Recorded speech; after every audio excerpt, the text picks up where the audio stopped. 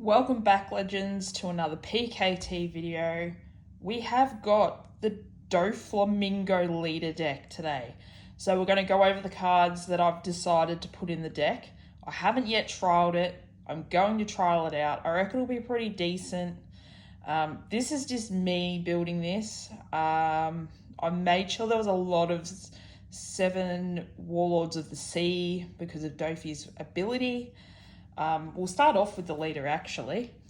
So DOFLAMINGO, you put 2 Don underneath him and you declare it an attack. You use 1 more Don and reveal 1 card from the top of your deck if the card is a 7 Warlords of the Sea type character card with a cost of 4 or less. You may play this card rested. So this one's pretty good to get characters on the board. So I started playing Dofi for blue. So I run green, as you previously seen the video of the Eustace Kid deck profile, and I run blue.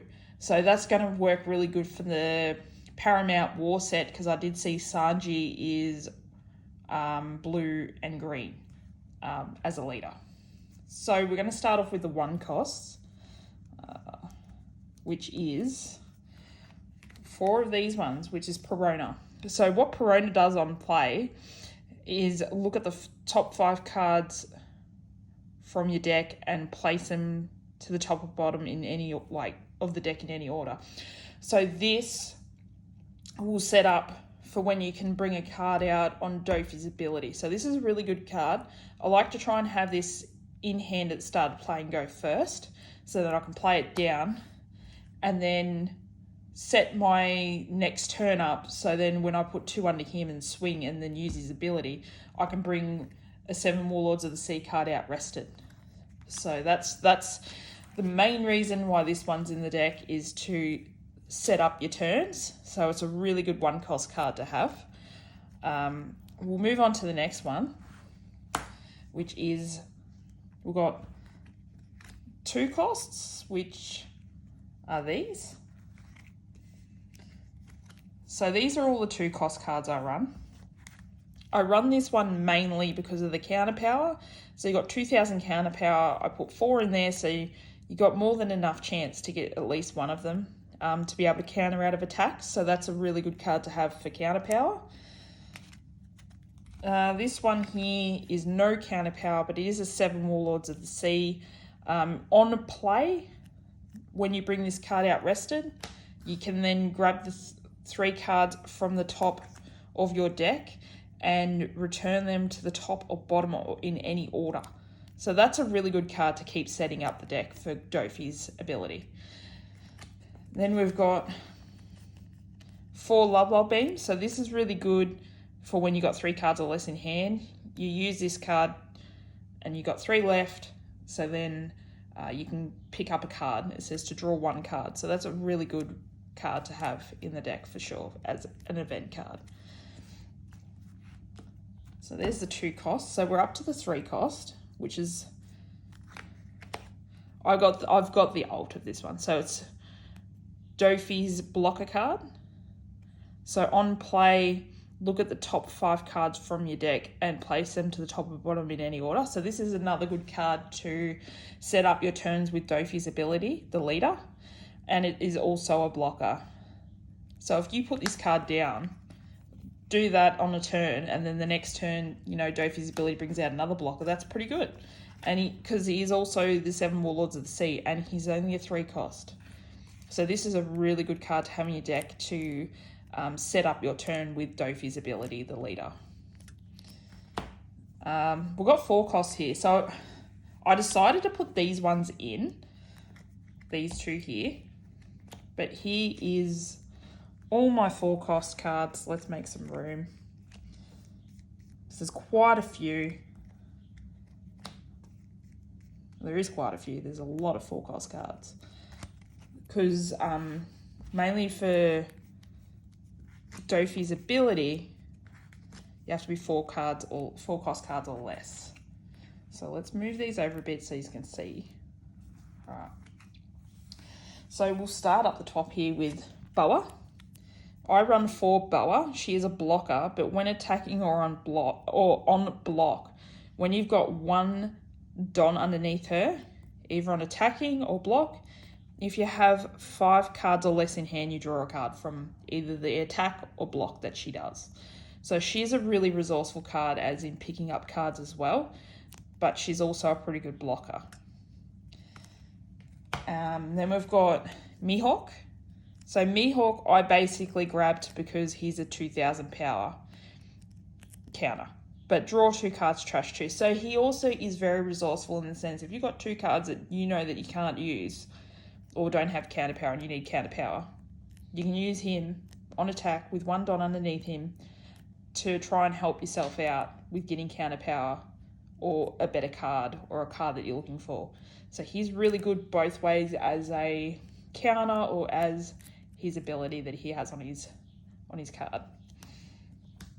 And then we have 4 of the Kuma blockers. So Kuma on KO. So if your opponent KOs him, he replaces with a Pacifista. So it says there, play 1 Pacifista with a 4 cost or less from your hand. So as long as you've got Pacifista in your hand, you can replace Kuma with a Pacifista. So you don't lose a card off board. You just lose a blocker. So he's really good to run. I run 4 of him, and he does have counter power as well if you really need to use the counter power. Teach. I'll run 3 Teach. So he would be really good with the red deck, because red runs a lot of low cards. Same with green. Green does run a few low cards too.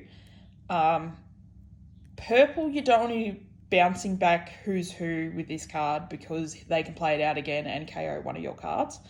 So you've got to be really careful what cards you bounce back with certain decks. But this would just be annoying for someone to keep, like, it's good for a blocker. So if you bring this one out on Dofi's ability and there's a blocker with a 3 cost or less on board, you bounce that blocker back and Dofi's 7,000 swing still goes into the leader or the character that you're targeting.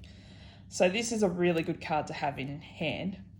And it's also a counter card too. So try and not have too many cards that aren't a counter in your hand or in your deck, because you run in a lot of trouble, which I have previously. It's not fun.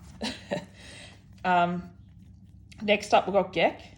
So Gekamoria, he's a really good card if you bring him out on Dofi's ability, because you put him out on play, rested, and then you go through your trash. So it says there, add 1 7 Warlords of the Sea or Thriller Bark Pirate type cards with a 4 cost or less, other than Gek, from trash to your hand. So you can bring back another one of these if you really wanted to. Bring it back to your hand and reuse it again and set up your next turn. So this is a really good card as well. It also has counter power, but this card can be pretty resourceful. You can pick whatever card you want except for Gekamoria themselves and any 7 Warlords of the Sea or Thriller Bark Pirates. So this card is really useful, I believe, in blue deck. So the Pacifistas, you already know why we put these in here. These are in here because of Kuma. As soon as Kuma gets knocked out, you can, as long as one of these cards are in your hand, you can play this out in place of Kuma. So this one's also got 1,000 power counter. It's a 6,000 cost, so it's a pretty good 6,000 power, not cost. 4 cost, 6,000 power. So this is a really good card to have out on your board if you can play it for free. Even better. So this is a really good card in itself to have on board. It's got really good power, and if you play it for free off the blocker, even better. Then we've got Sables. So I decided to put Sables in as something extra. I haven't run this card in this deck, but the main, and it's a trigger. So the main, return one character with cost of 7 or less to their owner's hand.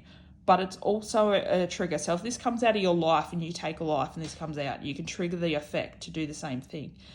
So if someone's taken your life, you pick that card up, you can use the trigger for its main effect. So if you've got another if they've got another card on board that's a 7 cost or less, you bounce that card back to hand and they lose an extra hit off their board, meaning where they're strategically placing their moves, you've just stuffed it up for them. So that's a pretty good card to have in there. There's no counter power on this, but I'm willing to give this one a go. For something different, I put in this one here, Virgo. So he's a 5 cost, but he's a 7,000 power, and he's also a counter. So I thought this wouldn't be too bad to have on board. I haven't played this one in a deck yet, so I'm willing to try anything out to see if it works better, doesn't work better. I'm always changing things just to see if it makes it better or not. So let's see how this one goes. Then we've got the 7 cost. So we've got the 7 cost Croc. I decided to run 2 of these just because I don't want to bunch it up with too much of a high cost and I can't get them out. It's also a banish card. So if you hit the leader for life, so you want to take a life off the opponent and it goes through, this card makes sure that life is banished to the trash. So this does not go to their hand. The life goes to the trash.